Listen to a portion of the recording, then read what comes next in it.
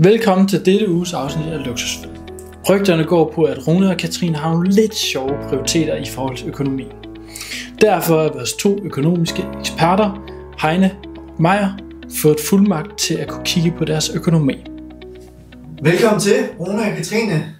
I denne uge er vi jo blevet på opfordring af Morlone til at kigge ind på jeres forbrug.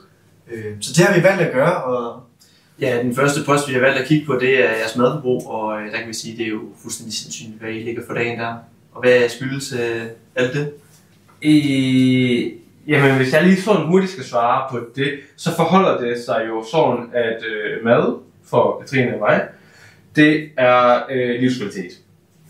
Det er noget, vi virkelig er glade for, og det med at kunne bestille sushi en gang i ugen, det synes vi bare er dødlækkert. Altså, det synes vi bare er virkelig dejligt. Og det er livskvalitet for os. Jeg ved ikke, hvad du har at sige, Katrine? Jo, altså så synes jeg også, det er fint nok, at man kan få sushi med på madpakke og vise det til kollegaerne, at det er lidt ekstra. Men altså, ja, det kan godt være, at vi har fået Voltmarket og Hello Fresh og Takeaway og sushi, men det smager bare godt. Men det er jo jeres største økonomiske post, altså, det er vanvittigt.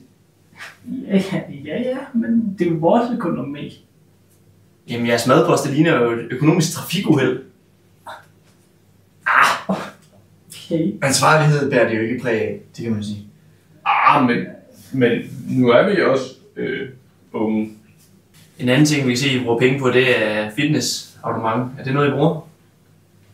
Jamen altså, igen forholder det sig lidt i forhold til livskvalitet. Det er sådan, at jeg har lært på mit studie ude på Diakonhøjskolen, har jeg lært, at fysisk sundhed, det har rigtig meget at sige for den mentale sundhed. Så det er faktisk en investering i vores fælles liv, vi har valgt at bruge. Ja. Og hvor lang tid er det, I har haft glæde af det her? 6, 7, 8 måneder. Noget af den dur. Ja. Men når vi så er nede og spørger fitnesset, så kan vi jo se, at Rune, du mangler at gå derned og hente dit kort. Ja, igen kommer det også, der er ret langt derned faktisk, og det er dårligt af mig, men det er sådan det er. Men der vil jeg også sige, der har jeg jo været god at være nede og hente det, og jeg brugte det faktisk også de 2 første uger. Det synes jeg var godt klaret af mig. Det er rigtig godt. Godt beskattet. Men det er jo sådan netop måske et af de punkter, vi så kunne kigge på og få skåret lidt ned i så. Ja, måske. Det ser vi til. Ja, kæmpe måske. Et andet sted, I kunne spare, det var nok nogle omkring din bil. Der kunne du måske eventuelt købe en cykel eller cykelsted for, og så eventuelt skilte af med bilen. Hvad siger du til det?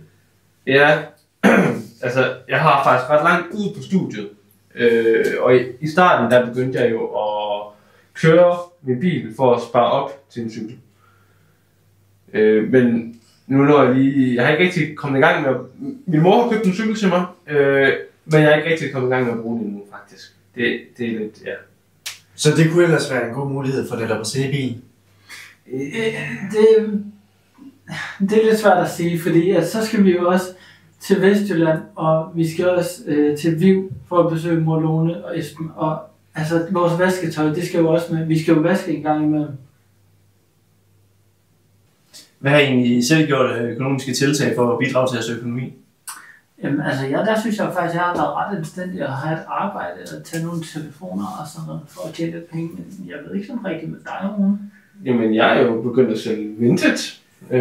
Og der har jeg blandt andet solgt noget trøje igennem. Jeg har blandt andet solgt en Vejle-trøje til 400 kroner, som jeg har fået af mine efterskolevenner. Så jeg har faktisk begyndt at sælge gaver, som folk giver mig. Ja. Okay. Nå. Vi håber virkelig meget på, at det er nogle gavmilde gæster, som er kommet her i aften. Ja, og så tror jeg, at vi bliver nødt til at lukke den der. Vi er færdige. Ja, Kom. Vi skal også have sushi. Ja, vi skal have.